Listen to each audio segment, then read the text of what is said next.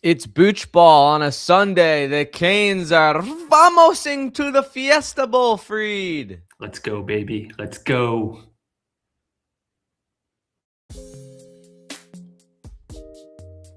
Booch.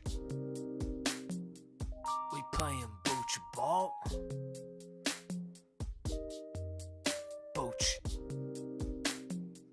We playing Booch Ball.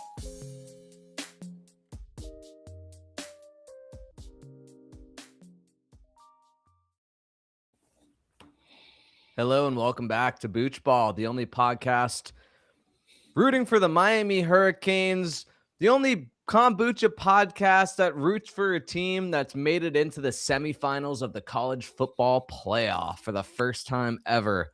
I'm Alex, joined as always by my lovely co-host Freed. How you doing over there, Freed? Doing great. Those words sound so good. It sounds so nice. It's January. The Miami Hurricanes are still playing football. We're not done yet. Still playing meaningful football. One more week. One more week. Hopefully two. Two more Two or weeks. three more weeks, right? One at a time. Martin Luther King Day. By the way, just before we get into this, everything that like Dan Lanning is saying about how the college football playoff system is broken is absolutely 100% correct. Talk to me. What's he saying? He's saying that college football should own every major Saturday in December, and that it's ridiculous that they're like giving the NFL these random, like giving them Saturdays and making. Yeah, why are these games on weeknights? Yeah. So Miami has to play the Fiesta Bowl on Thursday night. Right. Which I wasn't even like super paying attention to it because I like, to be honest, like wasn't trying not to look that far in advance because I was like, let's just enjoy the ride while we're on it. Right. But now I have to be I'm going to Philadelphia on a work trip, and I'm going to be gone on that Thursday. So I don't know where the hell I'm going to watch the game. And then if by the grace of God, Miami, who is favored by 3 points against Ole Miss, makes it to the national championship game, it's on a Monday. Yeah, the national championship game is always a Monday night. I tell you what, I will be in when we win this week against Ole Miss, I am booking the flight. I am going to that game. So I think that therein lies a question. Do you just buy the flight now? I thought about it, but Spirit Airlines has a round trip for like $50. Maybe I should have just bought it because the price might go up, but I kind of felt like that was bad juju. Yeah. So I'm just going to wait and get a flight when it happens. The other thing too is that also, so I'm about to be like traveling for work for like 2 weeks. I'm going to be in San Diego for this work trip. So I have like 2 back-to-back things that are going on. So Martin Luther King weekend, I just asked my boss, I was like, hey, I'll just stay in San Diego if you guys don't mind like paying for a hotel room, just so I don't have to like fly there and back. She was like, that's cool. But now I'm like, if I'm in San Diego, I fly all the way back across the country to Miami and then back to San Diego the next day. Just ask them if they can. Well, you just expense that hotel room, which happens to be in Miami, the classic bait and switch. Well, I don't need one because my grandparents live there, so it would have been just way better if I was back, and then flew back. So it's all a bit topsy turvy. But Freed, at the end of the day, Canes beat Ohio State, and we make it into the Fiesta Bowl.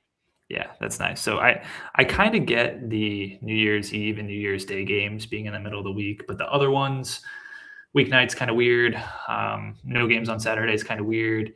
And just in general, the season's too long. Like everybody else is in transfer portal mode. The teams that are still playing, and kids are leaving for the portal. Is it too long? Like, is it too long, or should they just like extend out like the transfer portal stuff and make that happen later on? Well, they took out the spring window from the transfer portal. I think it's good that the transfer portal is where it's at. It makes sense. The season just needs to be over by New Year's Day. There's no reason to have the playoffs not start until the end of December. Just start it the week after championship week, or even better, let's get rid of eliminate championship week. That is the first round of the playoffs at this point. I wonder if that will ever happen because because of like how much money that makes for the conferences with their big games. They can still have the conferences can replace the championship game with like another arbitrary bowl game that features their third and fourth best teams, not in the playoffs or something. I think Yeah. there's things to do there, but this season has been so weird. The playoffs have been so weird. The teams that are supposed to be winning haven't been winning or didn't make it. I think changes are going to happen sooner than later just because of how jacked up this season has been. Yeah. But outside, like from where we stand, this is kind of like what we were thinking. I feel like maybe midway through the season, like prior to the Louisville and SMU collapses, which Mhm. there doesn't seem to be like an ultra dominant team. Things Mhm. seem to be a little topsy turvy. It's anyone's ball game. And with Miami, like if you've got a team that everybody just says like, hey, like they seem to be built for, like they're built like a good team. They have a good offensive line, good defensive line, and that's pretty much, and a serviceable quarterback that. Yeah, this was the plan all season. Just after the SMU game, that plan seemed like it had a very, very low percentage, but everything fell into place the way it needed to Mhm. allow it to work out. The committee did the right thing, and clearly Miami has proved them right. And I think my outlook on this season from the beginning was a 14-game season or bust. And what can we say? We're about Here to we play are. number 15. Yeah. Yeah, we're in uncharted territory right now as far as playing this late in the season and just like being in the college football playoff at all. Which is why, Freed, we decided to go into uncharted territory for our Booch of the day. It's time for us to tell you folks what we're drinking. What we're drinking. What are we drinking today, Freed? Well, we hopped off of the GT's train because this is a new season. This is the playoffs. Health Aid. Actually, this is our second Health Aid of the season because we did the Holiday Cheers edition in our last episode. This is the mango lemonade, and I've tried this one before. I believe you have as well, but we've never done it on the show. Is that right? So the thing is, Freed, I don't specifically remember having ever tried this. I suppose it's possible because Mhm. I do like a mango. I am into lemon. It's a high Uh, likelihood. But yeah, I know I've had this. I'm pretty sure I've made a Booch review video about it, but I don't remember off the top of my head because it's been years. So we don't have anything tracked. We don't have with anything tracked. no So tracking. this is uncharted territory for us. Hmm. We've got the mango lemonade on the bottle. There is a cool, what looks like a male mango Hmm. with sunglasses and sneakers dancing with a Fruity looking lemon. female lemonade because she has long eyelashes. Mm. And then there's two little music notes above them. So they're really kind of like having a fun little time together. Mhm. Besides that, Healthade doesn't do a whole lot of fun stuff on their bottles, unlike, like a GT's, which will have like a little poem or will have something like specific to what we're drinking. So let's see if the Healthade kombucha will speak for itself here. Though it does have a QR code here. I don't think I've scanned this before. I'm going to scan the QR code that says "Follow your gut" and see what happens. I'm thinking generic Health Aid website, but yeah, let's see. I got mine popped open. It's a nice fruity scent. Little sour fruity. So it actually goes to the mango lemonade Oh, shop that's on high the high website. tech. High tech So I stuff. can shop. It gives me the option to shop mango lemonade. Mango lemonade. Okay, so here we go. So this one, see, Free, they used to put this stuff on the bottles, which was kind of my point. The descriptor. Yeah, and now it has a fruity, Mm. tangy, floral thing. It also has Boots reviews for it. Oh wow. So the You're mango right. lemonade says, "Transport your taste buds to a sun-soaked tropical paradise. This limited edition mango lemonade," which feels like a vestige from the summer Booch run, Mhm. is a deliciously bubbly treat with living probiotic and organic acids too. Um, Refresh your body and mind like a well-earned vacation. I'm thirsty. I'm going in. This is actually poorly written, actually. With living probiotics and organic acids to refresh your body and mind like a well-earned vacation. Didn't roll off the tongue there. So just so you know, Health Aid gives this. So I guess these are out of 3. So there's 0 to 3. So I guess out of 4 technically. This is a 2 fruity, sweet, rich, and juicy like ripe fruit. It's a 1 for tangy, combination of sweet and tart, and then a 0 for floral. Makes sense. Which is fine because we really don't like the floral. So let's go ahead and pour this thing in. Getting a it kind of looks similar to like a ginger lemon, kind of maybe a little bit darker. Dusty champagne colored. Yeah, and I see some bits and pieces floating around in this. All right, well, down the hatch. Cheers, Freed. Happy Booch Ball. Cheers. Let's have a fiesta.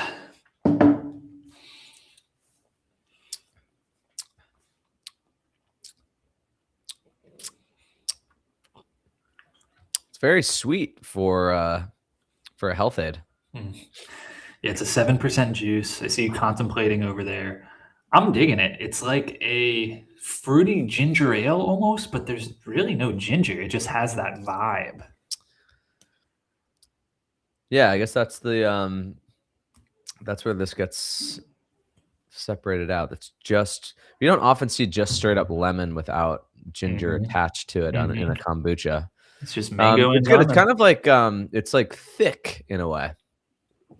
Yeah, I think that's why I use the ginger ale descriptor. It has a lot of depth to the flavor. It tastes like there's spice or something in there, but it's kind of just the bubbles playing on the tongue. It's just a nice fruity, not overly sweet, kind of mellow. I think this is a pretty solid kombucha, honestly. Yeah. Yeah, I think I'm with you on that, Freed. This is it's not blowing me away, but it's kind of like living up to its Booch expectation, I would say. So that's what we're drinking here, folks. The Health Aid Mango Lemonade. We've told you what we're drinking. It's now time for us to tell you, of course, what we're thinking. As Freed is taking care of his child, it appears. So what am I thinking, I guess, at the end of the day? Well, we've made it through a holiday season and recently gotten into making buffalo wings. That's my new thing right now, Freed. I don't know if you caught that at all.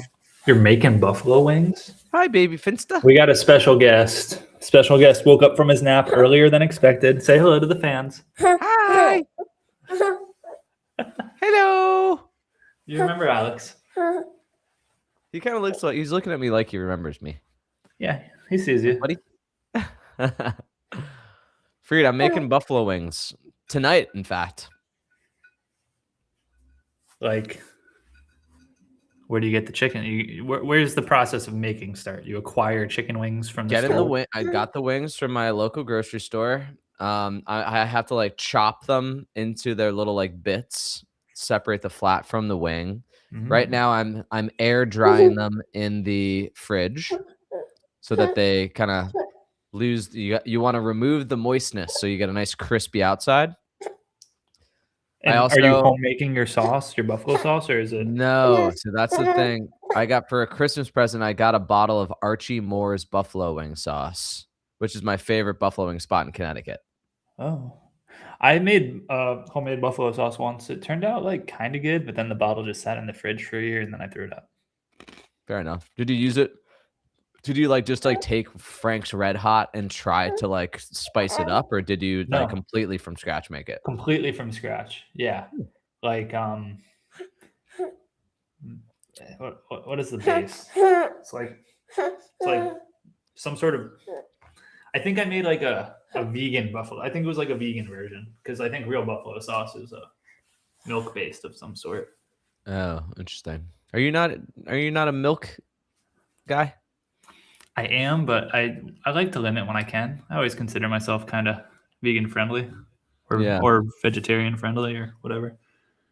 Interesting. But you're going vegan for your wings? It was just, Making- I mean, yeah, I like, You wanted it more for the I, sauce. I put my chicken tendies in buffalo all the time.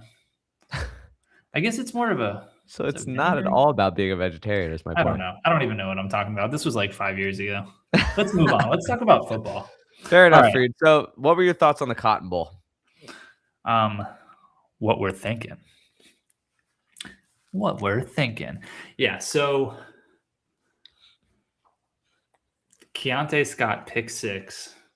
My lord. I was already feeling kind of confident because I felt like that was a winnable game going into it. We came out, we looked like we were even, if not the more physical team, kind of right off the bat.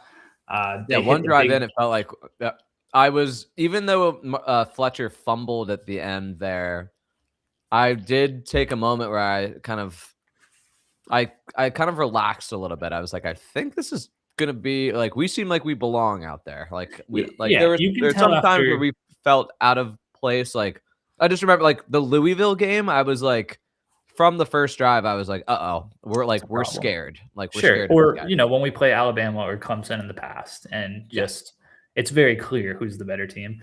You can usually tell after the first drive or two, you know, these teams are evenly matched or this team is just way more physical. And I felt like we were evenly matched, if not tilted in our direction. But they hit that big pass to Jeremiah Smith, and it's like, okay, this game's about to get rolling. You know, it looks like they're probably going to tie it up. We get a sack, and then Keontae Scott jumps that route. And as soon as the pass was being thrown, And Bane kind of jumped it too. Yeah. Bane was hot off the line. Yeah, it too. looked The like, more I watched that, I'm like, I think Bane was he yeah, was about to snatch it out of the air. when things are happening, it kind of goes fast. And I remember kind of thinking at the time in slow motion in my brain as I was watching it and processing it, I was thinking like, oh shit, like Bane's out there. He's about to make a play. And then the ball gets just past him. Although Bane probably impacted that play in the sense that the quarterback didn't really have a chance to look at Scott. He was probably screened off by Bane. And You're right. Yep. But as soon as he threw that ball and I saw where Scott was, in my mind, it was just like, oh, he's about to house it, you know? And then he catches it in stride, he's gone. And it was like it was like the inverse of the Notre Dame game and what Keontae Scott did with like the Trajan Bandy Notre Dame pick in 2017. Like, yeah, so I wanted we've had to ask two big like blow the roof off moments. Like, imagine Well, if that had been at Miami, like how insane that would have been. What was your comparison on those two plays, like in terms of what was a bigger moment in the game and what was a bigger moment for you personally between those two? I mean, nothing will beat that Notre Dame moment for me. I think I just agree. because it was like on the way to a rout. Like we were kicking their ass. Yeah. And it felt like it was the first time that like the U was back, kind of like after it wasn't, but we felt like it was. But yeah. I wholeheartily agree. I think that Bandy moment, I don't know if anything is ever going to beat that Bandy moment for me. And I was there too. So that yes, same. We weren't sitting together, but you know, being there in the stadium when that happened, I think this Keontae Scott play was way more impactful in terms of helping us win the game. Like we were winning the 2017 game either way, right? Sure. But this was actually a gigantic swing in the game because it's kind of a 14-point swing. And huge. So once that happened, Kayla and Finley were on the couch and I had to really contain myself to not scream and scare them. But I was hyped. I'm sure you were. We all were. And then from there, I didn't like how... Another thing too, like with the game being on New Year's Eve, is that it threw like I didn't know what to do because I was like in the past I've done like New Year's Eve with my family, but now that I'm in Brooklyn, it's kind of more fun. Like I try to do something in the city, but it kind of became the perfect pregame. True. But the thing about like watching it in your like watching a game, I watched the A&M game in my house because I got sick. And it was actually like the ideal experience because I could like scream as loud as I wanted and I could hear everything that the announcers were saying. Yeah. So I felt like I was really watching the game. Whereas like the Cotton Bowl, like I found a bar that was watching it, and I actually like befriended this random like couple that was there, like this older couple that was in their Miami gear, and we kept giving each other high fives. Nice. My girlfriend Molly sitting next to me, and I'm talking it up with like her, and then like my other friend George is there, and then he had to leave, and another guy came over, and we're all like, I'm wearing my Miami jersey, and we're like clearly rooting for the team. And this guy next to Molly like turns over to us, and he's like, "Are you guys rooting?" Like literally sounded like this. "Oh, are you guys rooting for Miami?" And I was like, "Yeah." He's like, "Oh." He's like, "Well, I just put money on Ohio State to win." And I was like, I don't know if I could care any less about you could have said anything else to me that would have been more interesting for me to hear. But instead, you've given me like, first of all, I don't give a shit about what anybody gambles on. Couldn't like, I care more about what your fantasy football team did than like what you gambled on for a team to win. Least of all, if it's a team that like I'm clearly rooting for, and like you that's a think tough that situation. like, You just got to Jesus do your thing Christ. and kind of just box that guy out from your line of vision. So I I have ended to up at point the out, end of the night I did- after Miami won, and like Molly and I are leaving the bar. I had a $10 bill, and I like stuck it down on the table next to him, and I was like, "Here's your money back. Go buy yourself a drink." I love that. I have to point out here, I was wearing this exact pullover during our 2 previous bowl games, and I will be wearing this pullover Thursday night as well. It's gonna happen. I need to figure out where I'm gonna watch this game. I love watching the games at my house. I mean, it's a more ideal experience than even being at the game. You can actually see and hear. Yeah, exactly. rewind. I need to like rewatch the game because I rewatched it again like on New Year's at like 2 in the morning, but I was pretty drunk at the time. I've watched the A&M game like 3 times. Oh, I the haven't done A&M game is a classic. Yeah. It's just like there was something about like that game was more meaningful than the Ohio State game to me. Like just the fact that we did it, and it was like, holy shit. Yeah, it was the big get the monkey off the back, I guess. So Yeah. I could understand why you would say it was more important or more meaningful. So back to the Cotton Bowl, I didn't like the clock management, not really the clock management, or the game management, and the end of the first half when we had a drive starting on the 30-yard line, went backwards 10 yards, and then didn't get points, and then punted. Great punt coverage, by the way. Pinned him at the 2.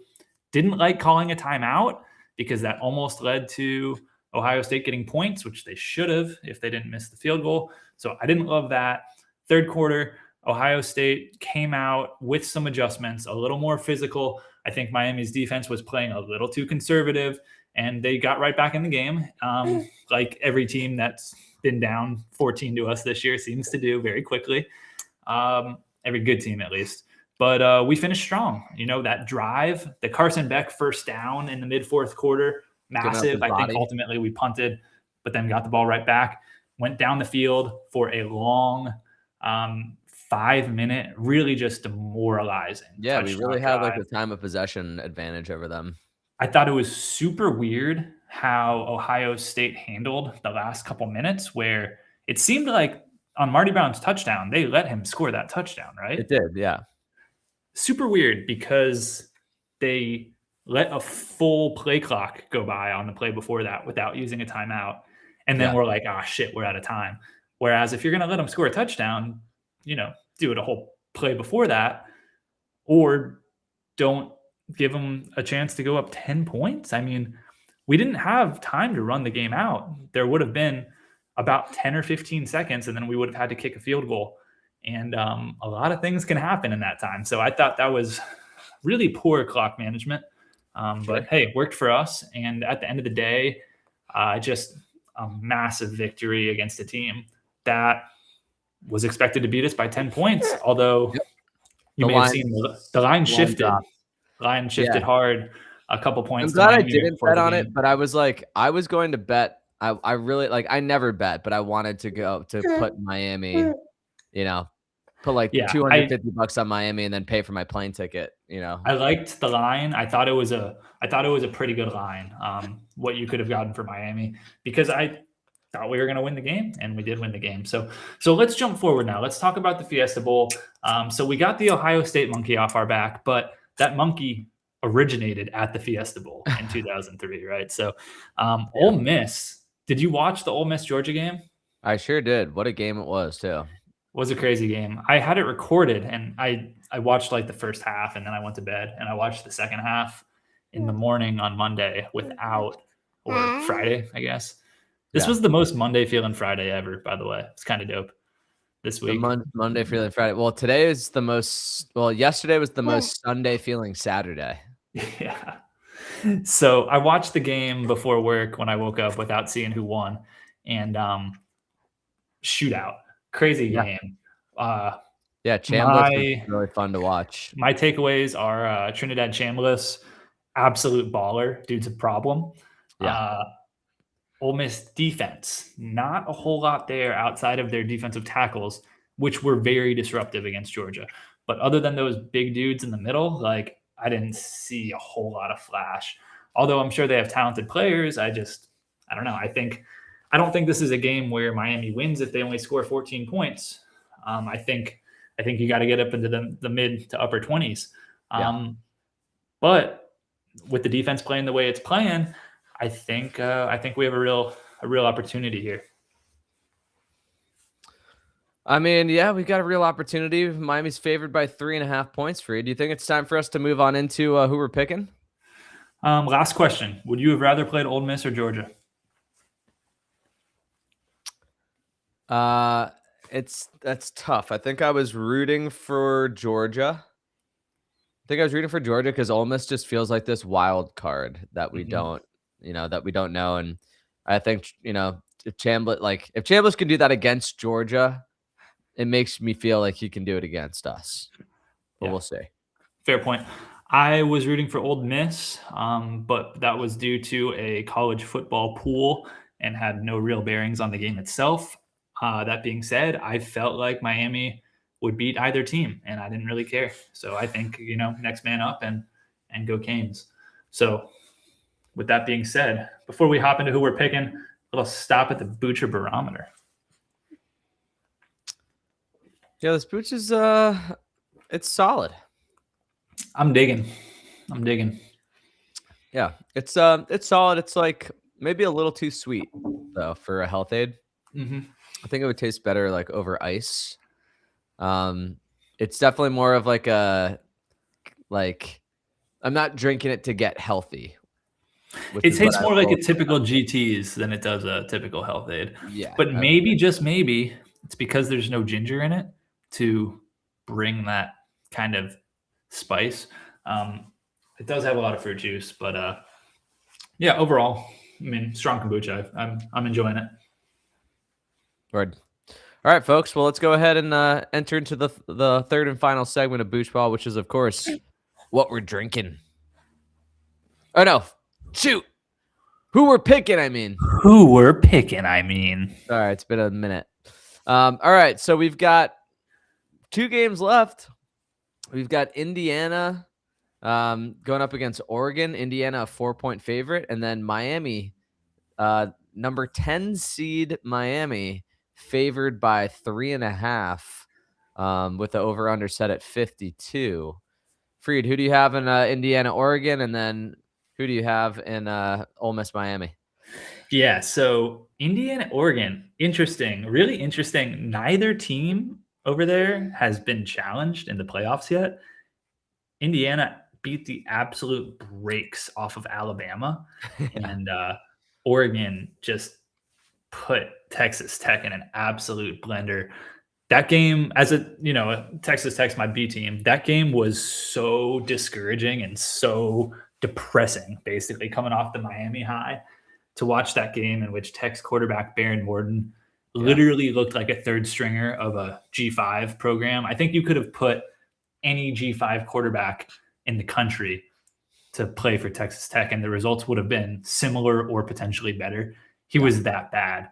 The offense did nothing. The defense played good enough to win. I mean, Texas Tech's defense was great holding Yeah, Oregon. it was like 13-0 and through the third quarter, I'm pretty sure. And then through like then there the was that last- fumble recovery, and that's what kind of broke it open.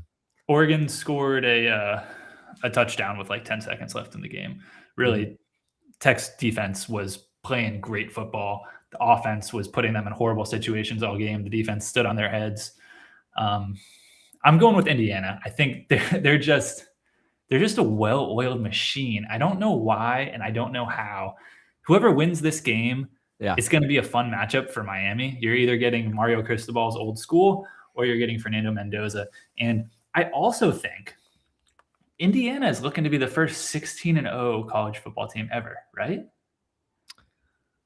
I guess so. Because last year, Ohio State had a loss to losses. Oregon, right? Yeah. They had 2 losses last year, didn't they? Because they lost to Michigan too. Oh yeah, wow, that's right. I forgot that's what that they kind of like snuck in. Seed. Yeah. So, yeah, I mean that'll be cool. But I got Oregon. I think they're going to cover. Or I'm sorry, I got Indiana. I think they're going to cover. I don't expect it to be a blowout, but we've seen this game play out once, and it was at Autzen. Now we have a neutral site. Freed, if you were to reseed the remaining 4 teams, where would you put everybody? I'd put based on resumes, or based on just like how good I think they are. Like you're the CFP committee. Yeah, if I'm the CFP committee, I'd probably go Indiana, Oregon, Miami, Ole Miss. Indiana, Oregon, Miami, Ole Miss. Yeah, if I'm the CFP committee. If I'm me, I think Miami goes ahead of Oregon. But I think Indiana is number 1 until proven otherwise. Yeah, I think you're right. I got Indiana winning that one as well, just because I haven't watched a whole lot of like Indiana and Oregon football this year, to be perfectly honest with you. So they both just kind of feel like a little bit like unknowns. Yeah, I'm with you on that. Yeah, I'm really nervous about Oregon. The Ole Miss game. Sorry, repeat that. I'm really nervous about Ole Miss, and Freed, I'm predicting for my final score, because remember, Freed, we have to temper our expectations, and it's just nice that we're here at all. I'm giving Ole Miss the win, 27-24. Okay, that's fair. I'm going to put it like this. I don't think that Ole Miss is going to be able to score on us on a continuous basis. I think that we are going to be able to score on them. Not at will, but I think that we're going to be able to score on them without too much struggle. I don't think this is the type of game that Miami comes out and scores 10 points or 14 points. I think that the offense gets 20-plus points here. So the question is, can we contain them and keep it from becoming a crazy shootout? And all we can do is kind of look at the past. And the mobile quarterback aspect does scare me. However, Miami's played some of their best football this season against mobile quarterbacks. Completely shut down Castellanos, which I think is probably the best comp for Chambliss that we've faced yet this season. Completely shut down Marcel Reed. Yeah, the guys that gave Marcel Reed, CJ Bailey too. That being said, Chambliss is a really good player. Like he's going to get his. They're going to score some points. They have a great running back in Lacey, but Miami has shut down all the great running backs they've played this season. Whoa, Finley. Finley might not agree. I'm not sure. But we have to see if the cornerbacks are healthy. We have to see if Frederick's going to play. We have to see if Damari Brown's going to play. I just don't see Miami giving up much more than 20 points. I'm going to go 28-21. I think Miami gets the win. Not in blowout fashion, but I think Miami controls this game. All right, Freed. Let's hope so. Let's hope so. So we've told you who we're picking. It's now time for us to give you our final Booch rating on the Health Aid Mango Lemonade, and also give your college football program comparison. Ooh. Okay.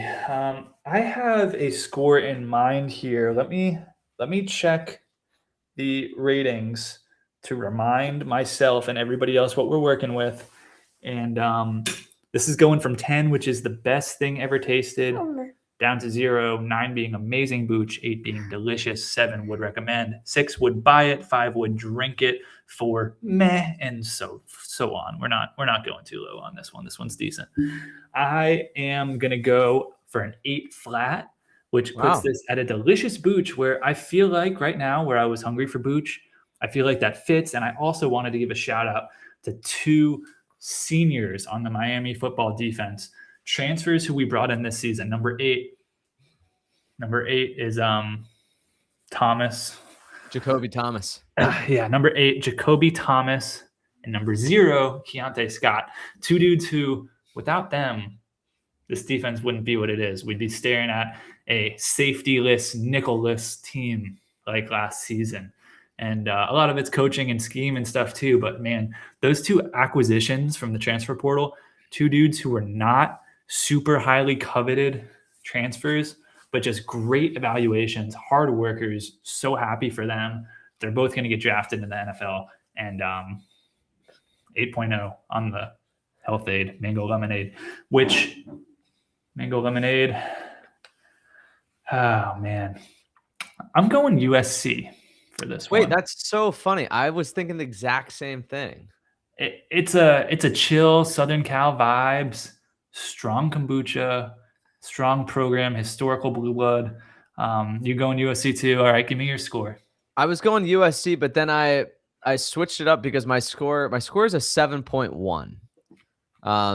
It's something I would recommend. This isn't a kombucha I'm going to be going back to probably too often, but it's definitely like on the upper echelon of the health aid scale. And if I see one around, I'm not opposed to drinking it. I'm going to put the rest of this over ice, and I think I'll enjoy it more. I was starting off with a USC. I think based on where USC is today, that's probably still relevant. I was saying like Cal just because I wanted to say something. I didn't want to say UCLA because UCLA, but I was thinking I was either going to go Cal, UCLA, or USC, and I couldn't decide which. Also, USC colors here with the yellow and the red. Maybe that's part of it. There's a little bit. So final decision of Cal. That's a good pick too. I think this is West Coast vibes all the way, baby. Yeah, you said it, Freed. All right, well, we're heading out west. Boochies, thank you for joining us. I won't see you at the Fiesta Bowl, but Bruce McGuire will be there in attendance. So, Bruce.